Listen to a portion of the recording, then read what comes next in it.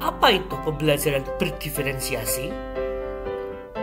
Pengertian pembelajaran berdiferensiasi. Menurut Tomlinson, tahun 2001, pembelajaran berdiferensiasi adalah usaha untuk menyesuaikan proses pembelajaran di kelas untuk memenuhi kebutuhan belajar peserta didik sebagai individu. Pembelajaran ini merupakan pembelajaran yang memberi keleluasaan dan mampu mengakomodir kebutuhan peserta didik untuk meningkatkan potensi dirinya sesuai dengan kesiapan belajar, minat, dan profil belajar peserta didik yang berbeda-beda. Ciri-ciri pembelajaran berdiferensiasi. Yang pertama, pembelajaran berfokus pada konsep dan prinsip pokok. Maksudnya, pembelajaran itu harus fokus pada kompetensi dasar pembelajaran. Yang kedua, evaluasi kesiapan dan perkembangan belajar peserta didik diakomodasi ke dalam kurikulum. Di sini perlu adanya pemetaan kebutuhan peserta didik, kemudian dimasukkan ke dalam strategi pembelajaran. Yang ketiga, pengelompokan peserta didik dilakukan secara fleksibel sesuai kebutuhan peserta didik. Misalnya, bisa secara mandiri, berkelompok berdasarkan tingkat kecerdasan, berkelompok berdasarkan modalitas belajar, dan lain-lain. Yang keempat, siswa secara aktif bereksplorasi di bawah bimbingan dan arahan guru. Pembelajaran ini berpusat kepada siswa. Berikut adalah wawancara contoh keberagaman anak di kelas. Bismillahirrahmanirrahim. Assalamualaikum warahmatullahi wabarakatuh. Waalaikumsalam warahmatullahi wabarakatuh. Selamat pagi, Pak. Ya, pagi. Ini enaknya manggilnya Pak atau Mas aja ya? Kayaknya lagi masih muda banget ini. Iya, Mas aja nggak apa-apa. Oh iya, Mas Guru. Iya. Oke, seperti menteri kita, bukan Pak Menteri tapi Mas Menteri. Oke, sebelumnya perkenalkan dulu, saya Muhammad Fakhri Nuha, bisa dipanggil Nunu, dari mahasiswa PPG Universitas Pancasakti Tegal, jurusan Matematika. Salam kenal ya Mas ya. Iya, salam kenal Mas Nunu. Mas Nunu apa Pak Nunu dipanggil ya? Mas aja, sama-sama. Mas aja.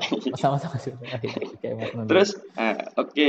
Sebelumnya kan otomatis yang menonton video ini belum mengenali dari Masnya namanya siapa, sekarang profesinya apa, dan apa itu namanya asalnya dari mana gitu ya. Silahkan Mas perkenalkan singkat. Ya, baik. Perkenalkan, nama saya Amri Setiawan Harjoni. Saya guru matematika di SMP Islam PB Sudirman II Bekasi. Asalnya dari Bekasi berarti ya Mas ya? Iya, betul sekali Mas. Pasti Masnya itu sedia kipas minimal ya, kalau nggak AC. Iya, panas banget soalnya Mas. Walaupun panas tetap semangat ya Mas ya. Siap. Harus itu Mas. Ini sebelumnya saya meminta izin untuk menanyakan beberapa pertanyaan pada Mas Amri mengenai pengalaman Mas Amri sebagai guru matematika di sana. Oh iya, boleh. Boleh ya Mas ya? Boleh Mas. Yang pertama saya ingin bertanya Mas Amri, pernah nggak sih Mas Amri menghadapi suatu kondisi di kelas di mana tuh siswa itu memiliki keberagaman? Apapun itu keberagamannya, bisa kesiapan siswa, kecerdasannya, sifat, maupun gaya belajar, bahkan atau profil belajarnya. Pernah nggak sih Mas? Ya kalau pengalaman saya ya mengajar di sini ya pasti ada Mas buat keberagaman ya.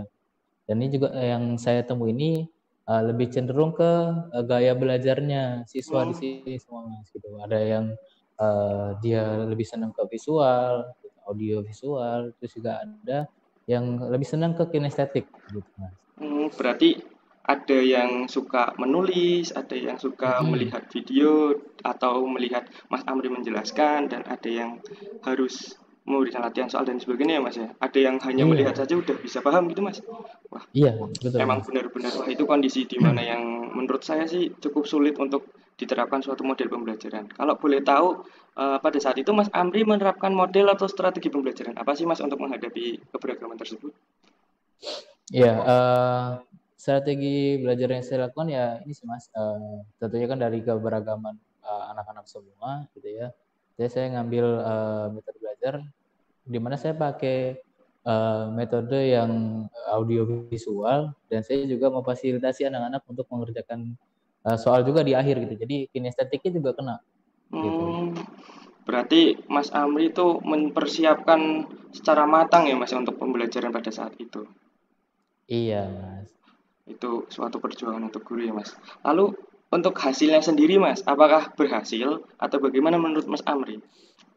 Iya, sejauh ini alhamdulillah Mas ya berhasil ya menurut saya, karena memang anak-anak setelah diterapkannya audiovisual dan saya fasilitasi juga dengan kinestetik tadi, anak-anak saya rasa bisa mengerjakan permasalahan yang diberikan.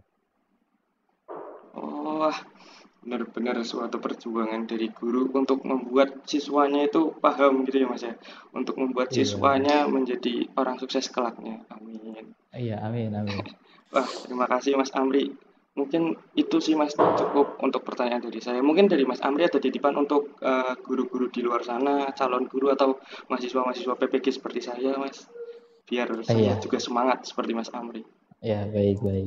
Ya, teruntuk calon guru dan mahasiswa PPG yang nantinya akan jadi guru juga ya. Mungkin pesan saya tetap selalu sabar dan tetap terus berinovasi untuk melakukan inovasi dalam pembelajaran gitu Mas. Jangan stuck atau jangan pakai metode yang gitu-gitu aja, tapi coba kenali dari siswanya, karakteristik siswa seperti apa. Jadi kita bisa menerapkan pembelajaran yang sekiranya pas untuk anak-anak gitu, supaya ilmu yang kita sampaikan juga bisa tersampaikan dengan mudah ke anak-anak. Ya, dan juga semangatnya pasti harus ditambah lagi ya Mas. Dan juga sabar ya. Saya rasa sabar itu poin sangat penting gitu buat jadi guru gitu ya. Ya, mungkin itu aja Mas Nuha. Terima kasih Mas Amri atas waktunya. Mungkin lain waktu kita bisa ngobrol-ngobrol lagi ya Mas ya. Iya, siap. Ngopi bareng gitu, nanti saya main ke Bekasi Mas. Iya, boleh. Terima kasih Mas Amri atas waktunya. Sukses selalu, sehat selalu, dan semoga menjadi guru yang memotivasi siswanya dan ilmu yang bermanfaat pastinya. Amin. Terima kasih. Selamat pagi Mas Amri. Ya, Assalamualaikum warahmatullahi wabarakatuh. Waalaikumsalam warahmatullahi wabarakatuh.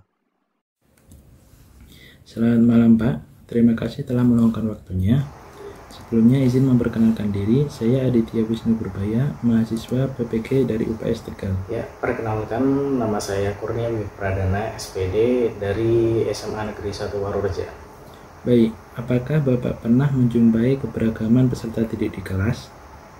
Mengenai keberagaman peserta didik, saya sangat sering mendapatinya ketika mengajar di kelas.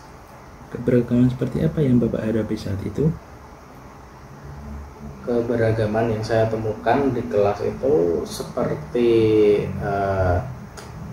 berkaitan dengan kesiapan belajar dan juga dengan sifat dari peserta didik tersebut. Mengenai kesiapan belajar, siswa ada yang memang sudah dari awal itu tergolong siswa yang cerdas atau pandai dan cepat menerima pembelajaran. Tetapi ada juga siswa yang memang tipe yang sangat lambat dalam menerima pembelajaran, dan itu sangat lazim dalam suatu kelas ada perbedaan seperti itu. Ada juga perbedaan dari segi sifatnya. Misalkan ada siswa yang sangat pendiam di kelas, ada yang biasa-biasa saja, dan ada juga yang tipe yang cenderung suka untuk berbicara di depan umum. Lalu strategi atau model pembelajaran apa yang Bapak pakai?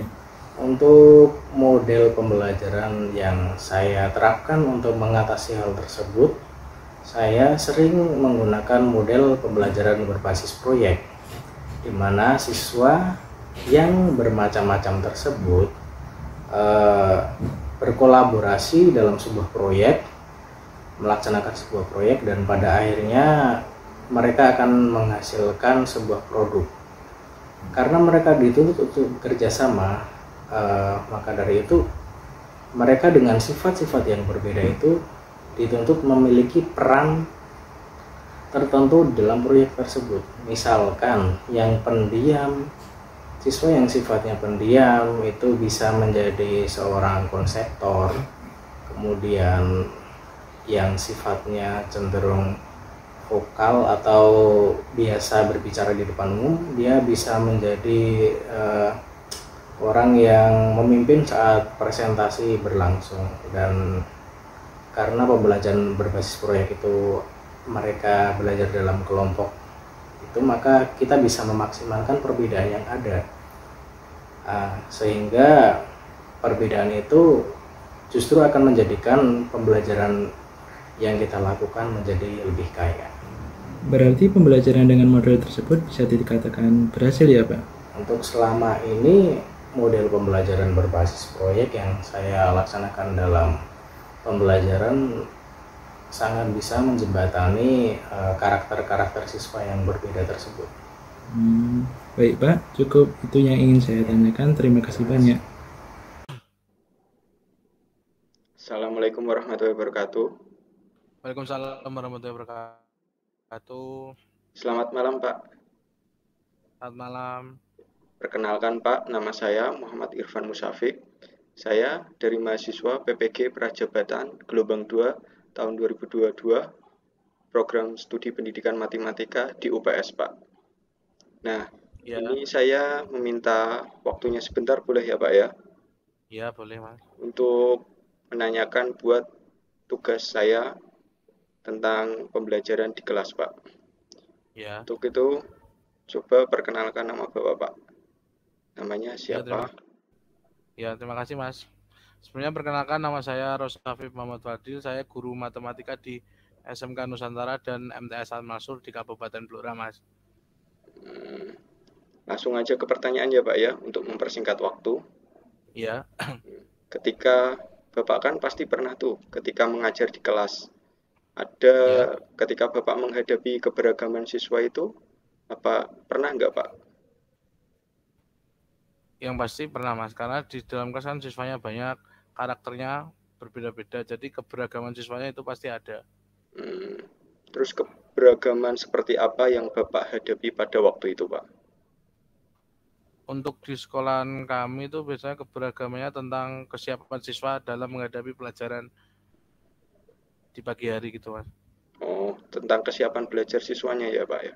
Ya, lebih ke kesiapan siswa belajar. Nah, ketika keadaan seperti itu, apa yang Bapak lakukan, Pak?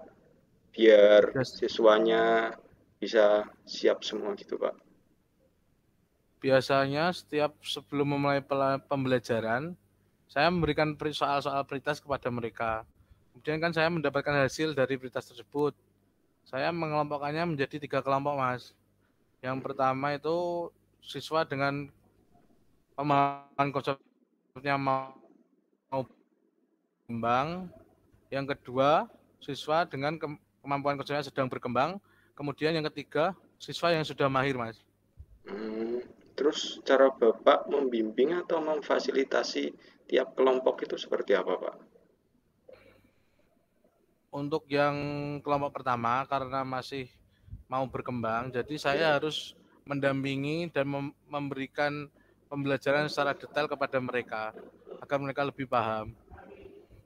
Terus, kemudian untuk yang kelompok kedua, karena sedang mau berkembang, saya juga mendampingi dan memfasilitasi mereka, tetapi tidak sedetail kelompok yang pertama.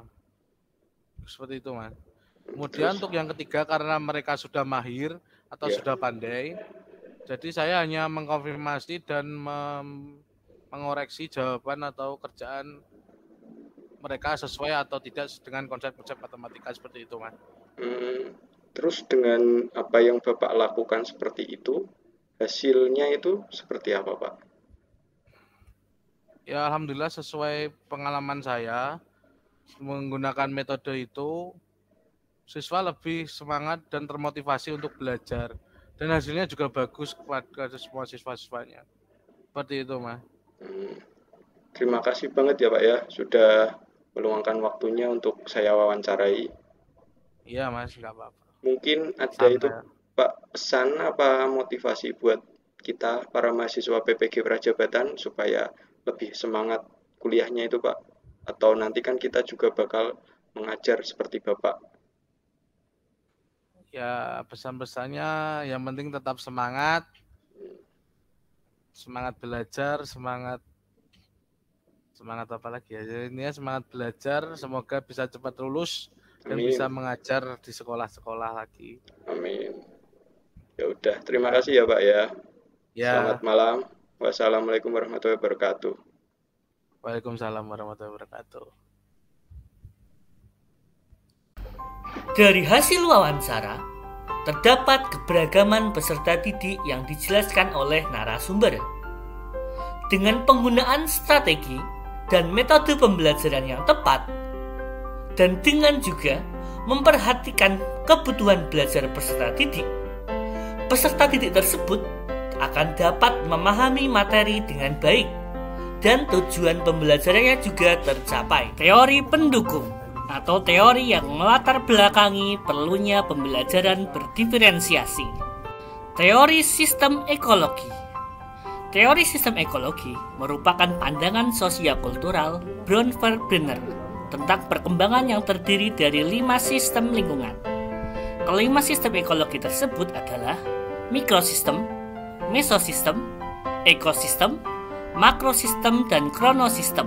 Pada teori sistem ekologi ini dijelaskan bahwa anak atau peserta didik mempunyai lingkungan yang berbeda-beda antara satu individu dengan yang lainnya. Yang kedua, teori multiple intelligence atau kecerdasan majemuk. Pada teori ini disebutkan ada 8 bentuk kecerdasan, yaitu kecerdasan verbal linguistik, logis matematis, spasial visual, kinestetik jasmani, musikal, intrapersonal, interpersonal, dan naturalis. Teori yang ketiga adalah teori Zone of Proximal Development atau ZPD. Zone of Proximal Development adalah zona antara tingkat perkembangan aktual dan tingkat perkembangan potensial. Tingkat perkembangan aktual itu tampak dari kemampuan anak menyelesaikan tugas-tugas secara mandiri. Sedangkan tingkat perkembangan potensial tampak dari kemampuan anak menyelesaikan tugas atau memecahkan masalah dengan bantuan orang dewasa. Teori yang terakhir adalah learning modality. Learning modality ini biasa dikenal sebagai VAK atau visual, auditory, dan kinestetik. Modalitas belajar visual adalah menerima informasi lebih mudah melalui gambar. Modalitas belajar auditory adalah menerima informasi lebih mudah melalui mendengar. Dan yang terakhir adalah modalitas kinestetik, menerima informasi lebih mudah melalui fisik, atau bisa digambarkan sebagai belajar sambil melakukan, atau lebih dikenal dengan learning by doing. Terima kasih.